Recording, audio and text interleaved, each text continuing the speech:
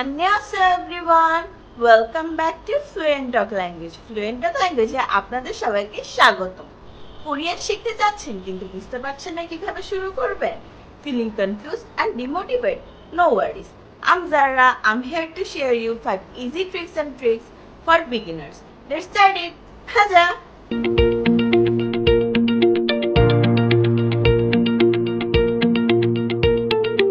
First step, learn Hangul. Hangul হচ্ছে Korean alphabet. Read after me.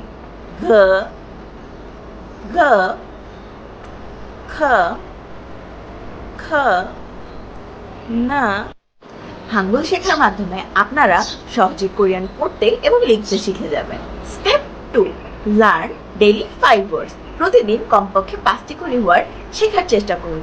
যেমন সারাং, সারাং, লাভ, 친구, 친구, friend, 친구, friend. And also write down in a notebook and say it louder. It will. Step 3, listen Korean softly. Korean music, Korean drama, Korean podcast এগুলো actively শোনার চেষ্টা করুন এবং বোঝার চেষ্টা করুন। না বুঝলেও কোনো সমস্যা নেই, প্রথম বুঝতে একটু অসুবিধা হবে। পরে যখন আপনি অ্যাক্টিভ লিসেনার হয়ে যাবেন তখন আপনার কান আস্তে আস্তে ট্রেন হতে শুরু করবে, আপনার ব্রেন আস্তে আস্তে ফ্লুয়েন্সিগুলো ধরতে শুরু করবে। তখন আপনার জন্য কোরিয়ান শেখা আরও ইজি এবং সিম্পল হতে শুরু করবে। Step 4, speak to yourself. নিজের সাথে নিজে কথা বলার চেষ্টা করুন। Shy, no partner, no problem, use mirror. নিজের সাথে নিজে কথা বলুন এবং প্লেফুল কনভারসেশন তৈরি করার চেষ্টা করুন। নিজে যত বেশি কথা বলবেন আপনার ফ্লুয়েন্সি তত বাড়বে। আপনার কথা বলা অনেক জরুরি শোনার চাইতে।